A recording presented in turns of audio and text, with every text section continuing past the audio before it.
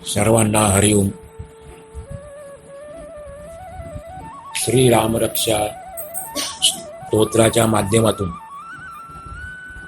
आपण भगवंताचे स्वरूप कसे आहे, भगवंतामध्ये कोणकोणते गुण आहेत ते समजून घेण्याचा प्रयत्न केला.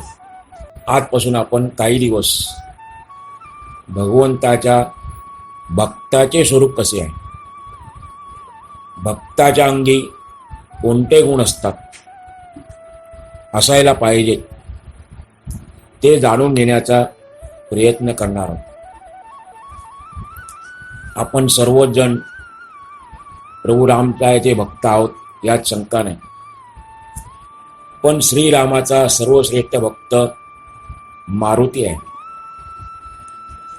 या मारुतीची स्तुती स्तोत्राच्या रूपाने गायली गेलेली आहे.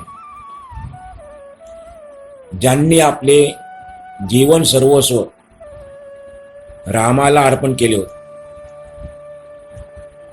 त्याचे दास बनले, त्या समर्थ रामदास स्वामींनी मारुती स्तोत्राची रचना केलेली आहे. जसा आपण रामरक्षेतल्या प्रत्येक शब्दाचा अर्थ, त्याचा मतीचा अर्थ समजून घेण्याचा प्रयत्न केला, तसंच मारुती स्तोत्रादी प्रत्येक शब्दाचा आपण अर्थ समजून घेऊया. आपल्या शास्त्रामध्ये 7 जण चिरंजीव म्हणून गणले गेले आहेत. 7 जण चिरंजीव म्हणून गणले गेले आहेत. त्यामध्ये हनुमंत आहेत. या 7 जणांमध्ये द्रोणाचार्यांचा पुत्र अश्वत्थामा हा आहे. हा अश्वत्थामा जो आहे तो नर्मदा किनारी आजही आपल्या भक्तांना दर्शन देतो. दुसरा चिरंजीव राजा बली, ज्याच्यासाठी भगवंताला वामन अवतार घ्यावा लागला आणि ज्याच्या गौरवार्थ म्हणूया आपण दिवाळीचा पहिला दिवस कार्तिक शुद्ध प्रतिपदा म्हणजे बलिप्रतिपदा आपण साजरी करतो. हा बलिराजा देखील चिरंजीव मानला गेला. महर्षी व्यास, ज्यांनी 18 पुराणे, 6 शास्त्रे, श्रीमद भागवत आणि भगवंताची अनेक स्तोत्रे लिहिली, त्या महर्षी व्यासांना देखील चिरंजीव म्हणून गणले गेलेले. त्यानंतर रावणाचा सक्का भाऊ विभीषण हा सुद्धा चिरंजीव आहे. महाभारतातले एक श्रेष्ठ आचार्य, अनेक आचार्य होते महाभारतात, त्यातले एक श्रेष्ठ आचार्य आहेत कृपाचार्य. हे देखील 7 चिरंजीवामध्ये एक आहेत. भगवान विष्णूचा 6वा अवतार जो परशुराम, हा देखील चिरंजीव आहे. आणि रामभक्त हनुमान हे सर्वच चिरंजीव म्हणून गणले गेलेले आहेत. मारुती हा रामरक्षेचा आधार आहे, मुख्य कणा आहे. बुध कौशिक ऋषींनी मारुतीसाठी एक स्वतंत्र श्लोकच रामरक्षेत लिहिला आहे. ज्यांना रामरक्षा माहीत नाही त्यांना देखील हा श्लोक पाठ आहे. मारुतीच्या मंदिरात गेल्यानंतर आपल्या मुखातून चटकन बाहेर पडते, मनोजवं मारुततुल्यवेगं जितेन्द्रियं बुद्धिमतां वरिष्ठं वातात्मजं वानरयूथमुख्यं सौख्यम श्रीरामदूतं शरणं प्रपद्ये. मारुतीचे वर्णन करणारी समर्थांनी अनेक स्तोत्रे लिहिली, पण सर्वात सोपे, सर्वांना परिचित असलेले, पाठ असलेले, लोकप्रिय असलेले जे मारुती स्तोत्र आहे, आपण त्याचा अभ्यास करणार आहोत. समर्थांना हनुमंताचा फार मोठा आधार वाटत होता. समर्थांवर हनुमंताचे अनंत उपकार होते. त्यातून उतराई होण्यासाठी, उपकारातून उतराई होण्यासाठी त्यांनी 21 स्तोत्रे लिहिली आणि त्यातीलच एक आहे मारुती स्तोत्र. समर्थांच्या मते हनुमंत म्हणजे समाजाचे संरक्षण मंत्री आहेत आणि हनुमंत हे आपले राष्ट्रीय दैवतही आहे.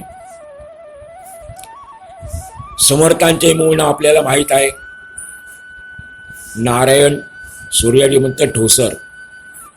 त्यांचं मूळ नाव आहे नारायण सूर्याजीपंत ठोसर. पण आपण आता पाहिलं तसं त्यांनी आपलं जीवन सर्वस्व प्रभू रामचंद्रांना अर्पण केलं होतं.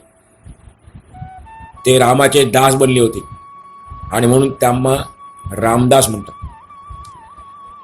समर्थांचे वडील सूर्याजीपंत, त्यांचे बंधू गंगाधर पंत आणि स्वतः समर्थ या तिघांनाही हनुमंतांनी दर्शन दिले होते.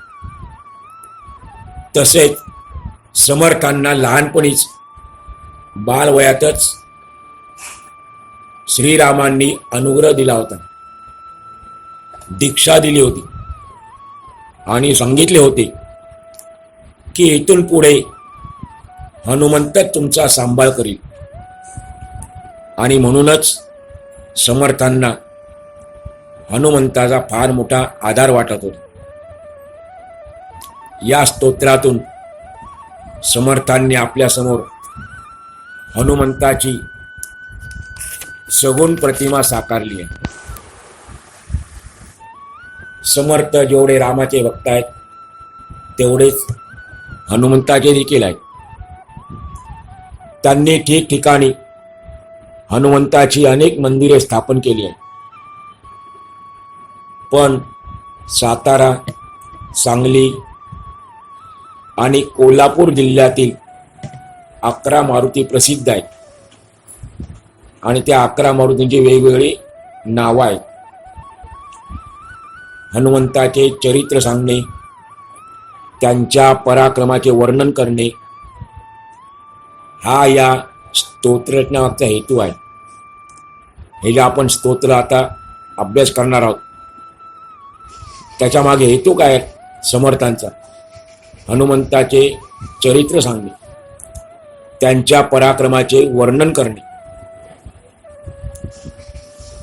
समर्थांनी आपल्या आयुष्यामध्ये शरीर कमावणे, बल प्राप्त करणे याला अत्यंत महत्त्व दिले होते.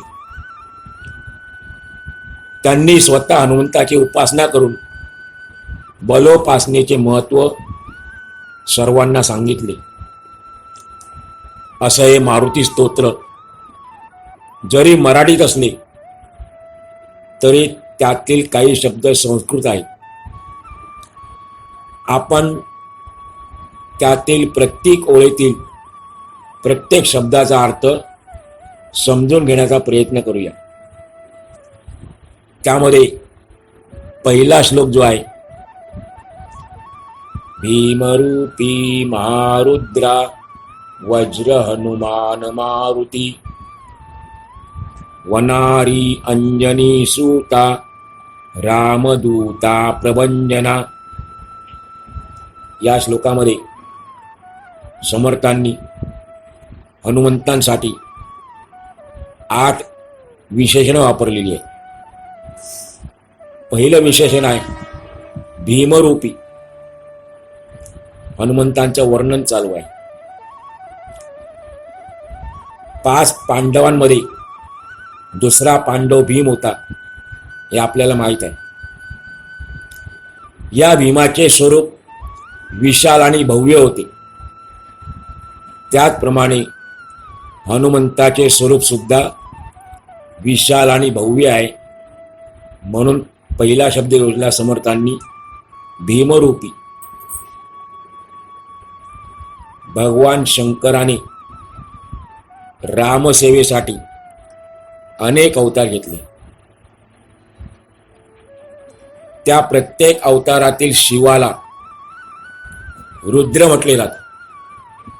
आपल्याला ते पण माहिती आहे. भगवान शिवाचं एक नाव रुद्र आहे. पण त्यातील श्रेष्ठ आणि महत्वाचा अवतार जर कोणता असेल तर तो हनुमंताचा. इतर अवतारातील शिवाला रुद्र म्हटले आहे, परंतु हनुमंताचा अवतार महारुद्र. त्यामुळे दुसरा शब्द आहे, दुसरं विशेषण आहे महारुद्रा. हनुमंताच्या मंदिरामध्ये प्रभू रामचंद्र असतीलच असे नाही, पण प्रत्येक मंदिरामध्ये शिवलिंग हे असतेच. शंकराचा महत्वाचा श्रेष्ठ अवतार म्हणजे हनुमंत, म्हणून महारुद्रा. मारुतीने जन्माला आल्याबरोबर वायूच्या वेगाने जाऊन बाल सूर्यबिंबाला गिळण्याचा प्रयत्न केला होता. तेव्हा देवेंद्र चिंतातूर झाला. जर खरोखर या बाल सूर्यबिंबाला या बालकाने गिळलं तर सर्वत्र हाहाकार माजेल. म्हणून देवेंद्राने त्याच्यावर आपलं जे शस्त्र आहे त्या वज्राने आघात केला. ते वज्र त्याच्या हनुमंताच्या हनवटीला लागले. त्या बालकाच्या हनवटीला लागले आणि तेव्हापासून नाव पडले वज्र हनुमान. वज्राच्या आघाता झाला त्यामुळे हनुमंताचं नाव पडलं हनुमान, वज्र हनुमान. हनुमंताची अनेक नाव आहेत. त्यामध्ये वडिलांच्या नावावरून मिळालेले नाव मारुती. वडिलांचे नाव होते मरुत किंवा मारुत आणि मारुतचा मुलगा म्हणून मारुती आपण म्हणतो. रावणाच्या लंकेमध्ये जाऊन हनुमंतांनी तेथील वनांचा म्हणजे वाटिका बगीचांचा विध्वंस केला, नासधूस केली. त्यामुळे वनाचा अरी म्हणजे शत्रू म्हणून इथे नाव आलेलं आहे, विशेषण आलेलं आहे हनुमंतासाठी वनारी. अरी म्हणजे शत्रू. काही शब्द आपल्याला परिचित आहेत. कृष्णाने मुर नावाच्या राक्षसाला मारलं म्हणून तो मुरारी. भगवान शंकराने त्रिपुराचा वध केला म्हणून त्रिपुरारी. नंतर कामदेव त्याचा वध केला, त्याचं दुसरं नाव आहे मदन म्हणून शंकराचं नाव आहे मदनारी. आरतीमध्ये आपल्याला त्याचा उल्लेख दिसतो. समर्थांचीच आरती आहे. भगवान शंकराची आरती समर्थांनीच लिहिलेली आहे. व्याघ्रांबर फणीवर्धन सुंदर मदनारी. तर अरी म्हणजे शत्रू, वनारी म्हणजे वनाचा, वाटिकांचा, बगीचांचा विध्वंस केला म्हणून नाव पडलं वनारी. काही ठिकाणी वनारी ऐवजी वानरी शब्द आलेला आहे. तो पण आपल्याला अर्थ पूर्ण शब्द आहे. वानरांचा सेनाप्रमुख म्हणून हनुमंतांना वानरी शब्दांचा उपयोग केलेला आहे, विशेषण उरलेलं आहे. वानरांचा सेना प्रमुख. आपण आता जो श्लोक म्हटला हनुमंताच्या स्तुतीचा, त्यामध्ये पण शब्द आला होता वानर युथ मुख्यम, वानर समूहाचा अधिपती. म्हणून देखील हनुमंत कसे आहेत, वानरी वनारी. जसे पित्यावरून वडिलांच्या नावावरून हनुमंताचे नाव पडले मारुती, त्याप्रमाणे आईवरून मारुतीचे नाव पडले अंजनी सूत. अंजनीचा सूत, सूत म्हणजे मुलगा, म्हणून अंजनी सूता. सीतेचा शोध घेणे, तसेच अयोध्येत राम परत येसल्या बातमी भरताला सांगणे, अशा सर्व महत्वाच्या प्रसंगी हनुमंतांना रामाने आपला दूत म्हणून पाठवले. दूत म्हणजे केवळ निरोप्या नाही, प्रत्येक राजाच्या दरबारामध्ये दूत असतो. प्रत्येक राष्ट्रामध्ये एक परराष्ट्रीय दूत असतो. पण दूत म्हणजे केवळ निरोप्या नाही, तर राजाचा तो परराष्ट्र मंत्री असतो. हनुमंत हे रामाच्या राज्यातील एक विशिष्ट अधिकारी आहे. म्हणून रामदूता. सर्व महत्वाच्या प्रसंगी रामाने हनुमंतांनाच आपला दूत म्हणून पाठवले. पवनपुत्र हनुमान, वायुसुत हनुमान. वायूची अनेक रूप आहेत, वाऱ्याचे अनेक रूप आहेत. त्यामध्ये एक रौद्र रूप आहे. रौद्र रूप म्हणजे वादळी वारा. आणि प्रभंजन या शब्दाचा अर्थच आहे वादळी वारा. रुद्रवर्ण शब्द आलेला आहे रौद्र. भगवान शिव आपल्याला शांत, भोळे असं आपण वर्णन ऐकतो. पण ते पण ज्या वेळेला आपल्या खऱ्या रूपात येतात, रौद्र रूपामध्ये, त्यावेळेला त्यांचं ते स्वरूप आपल्याला कळतं. हनुमान देखील रुद्र आहेत, त्यांचं एक रौद्र रूप आहे. पुढे आपल्या त्याचं वर्णन ऐकायला मिळेल. आणि प्रभंजन म्हणजे वादळी वारा, रौद्र रूप. म्हणून समर्थांनी हनुमंतांना प्रभंजना हे विशेषण वापरले आहे.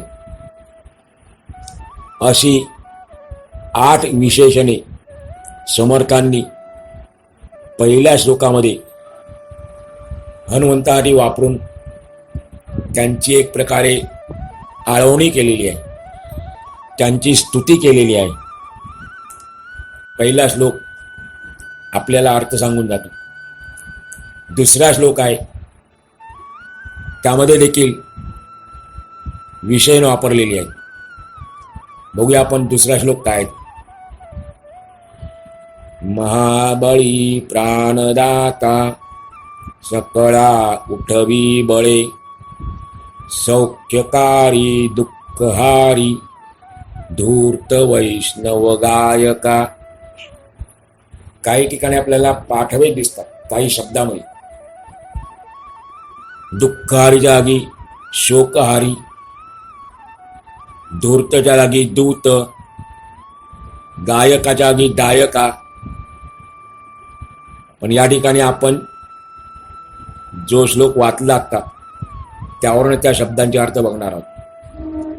महाबळी प्राणदाता सकळा उठवी बळे, सौख्यकारी दुःखहारी धूर्त वैष्णव गायका. एका शब्दात हनुमंताचं वर्णन करायचं असेल तर ते पहिला शब्द आहे. हनुमंत कसे आहेत महाबळी बलोपासनेची उपासना करणाऱ्या समर्थांना माहीत होते की आपण ज्याची उपासना करतो आहोत त्या हनुमंताच्या बलाची तुलना कोणाशीच करता येणार नाही. हनुमंताच्या बलाची तुलना कोणाशीच करता येणार नाही. इतके हनुमंत बलवान आहेत, बलशाली आहेत. म्हणून पहिलं विषय या श्लोकामध्ये महाबली. राम रावणाच्या युद्धामध्ये एक प्रसंग घडलेला सर्वांना माहीत आहे. जेव्हा लढाई सुरू होती त्यावेळेला इंद्रजिताकडून रावणाचा पुत्र, त्याचं खरं नाव मेघनाद होतं, पण त्याने युद्धामध्ये इंद्राला देखील जिंकलं होतं म्हणून त्याचं नाव होतं इंद्रजित. त्याने लक्ष्मणावर शक्ती प्रयोग केला होता. इंद्रजिताने लक्ष्मणावर शक्ती प्रयोग केला होता आणि त्यावेळेला लक्ष्मण मूर्छित झाला होता. त्याचे प्राण संकटात पडले होते. प्राण जातील की काय अशी वेळ आली होती. आणि अशा वेळेस महाबली हनुमंतानी संजीवनी वनस्पती आणून लक्ष्मणाचे प्राण वाचवले. एक प्रकारे प्राणदान केले. त्यामुळे हनुमंत प्राणदाता. हे जे युद्ध सुरू होतं त्या युद्धाच्या वेळेला बरेच वानर झोपेतून लवकर उठत नसत. अशा वेळेला त्यांना हनुमंत सकाळी झोपेतून जबरदस्तीने उठवत असत आणि युद्धासाठी प्रेरित करत असत. हनुमंत हे केवळ भक्तच नाही तर ते संतही आहेत. हनुमंत संतही आहेत. त्यामुळे ते आपल्यासारख्या सर्वसामान्य लोकांना अज्ञानाच्या घोर निद्रेतून जबरदस्तीने जागे करत आहेत. म्हणून सकळा उठवी बळे सर्वांना ते आपल्या शक्तीच्या जोरावर अर्थात जबरदस्तीने जागे करतात, उठवतात. वानरांना प्रेरणा दिली युद्धाकरता आणि आपल्याला प्रेरणा देतात या भवसागरातून पलीकडे जाण्यासाठी. जे आपण झोपलेले आहोत घोर निद्रेमध्ये अज्ञानाच्या, त्यातून आपल्याला जागे करत आहे. म्हणून म्हटलेलं आहे सकळा उठवी बळे. हनुमंतांची उपासना केल्यावर त्यांच्या कृपाप्रसादाने माणसाचा संसार सुखाचा होतो. त्याची सर्व प्रकारची दुःखे हरण करणारे म्हणजे नष्ट करणारे हनुमंतच आहेत. म्हणून पुढची दोन विशेषणं सौख्यकारी, सुख देणारे, सुखदायक आणि दुःखहारी, दुःख हरण करणारे. दुसऱ्या शब्दात सुखकर्ता दुःखहर्ता, सौख्यकारी दुःखहारी किंवा शोकहारी. समर्थ हनुमंतांना धूर्त म्हणतात. वास्तविक धूर्त शब्दाला नकारात्मक छटा आहे. हा शब्द नकारात्मक आहे. एखाद्या लबाड व्यक्तीला, फसव्या व्यक्तीला आपण धूर्त म्हणतो. पशुपक्ष्यांमध्ये कावळ्याला आणि कोल्याला धूर्त म्हटले आहे. मग हनुमंताची स्तुती करणाऱ्या समर्थांनी धूर्त शब्द हनुमंताने का बरे वापरला असेल तर त्याचं कारण आहे. हनुमंत हे शक्ती, भक्ती आणि युक्तीचा त्रिवेणी संगम आहे. शक्ती, भक्ती आणि युक्तीचा त्रिवेणी संगम आहे. कुठे कोणत्या प्रकारे शक्ती प्रदर्शन करावे, कुठे भक्ती प्रदर्शन करावे आणि कुठे युक्ती प्रदर्शन करावे हे ते चांगलेच जाणतात. लंकेमध्ये सीतामाईंचा शोध घ्यायला गेलेल्या हनुमंतांना सीतामाईंना कैदेत असल्याचे पाहिल्यावर प्रचंड चीड आली होती, मनस्ताप झाला होता. म्हणून त्यांनी रावणाची प्रत्यक्ष भेट घेऊन त्याला आपल्या स्वामींचा अर्थात प्रभू रामचंद्रांचा संदेश सांगितला. परंतु रावण आपल्याला माहीत आहे, अहंकारी रावण, त्याच्यासमोर प्रभू रामचंद्रांचा शांतीदूत आहे. या अहंकारी रावणाने शांतीदूत म्हणून आलेल्या हनुमंतांना बसायला आसन तर दिले नाहीच, पण त्याने रावणाच्या सुंदर अशोकवनाची नासाडी केली. हनुमंताने रावणाच्या अतिशय सुंदर अशोकवनाची नासाडी केली. आपण पाहिलात का, वनारी नासधूस केली.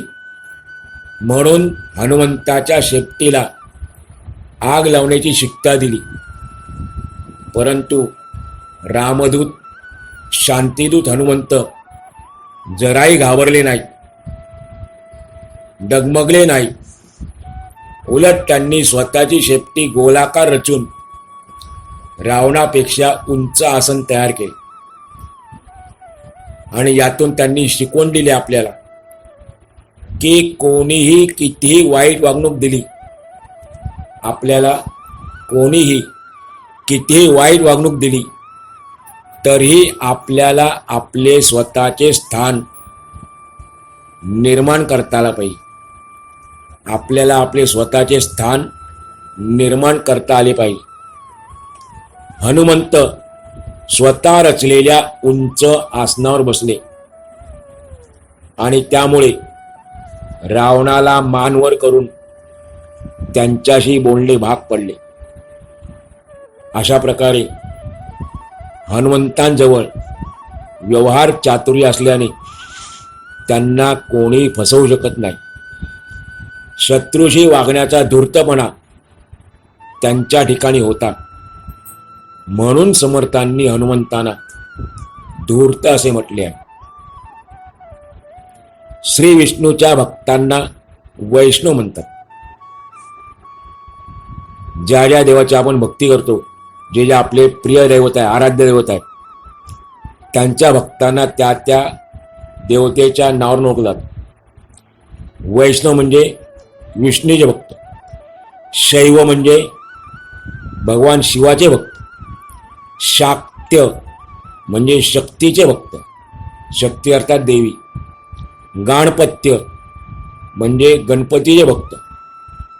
असे भक्तांना ओळखण्याची ती नावं आहेत.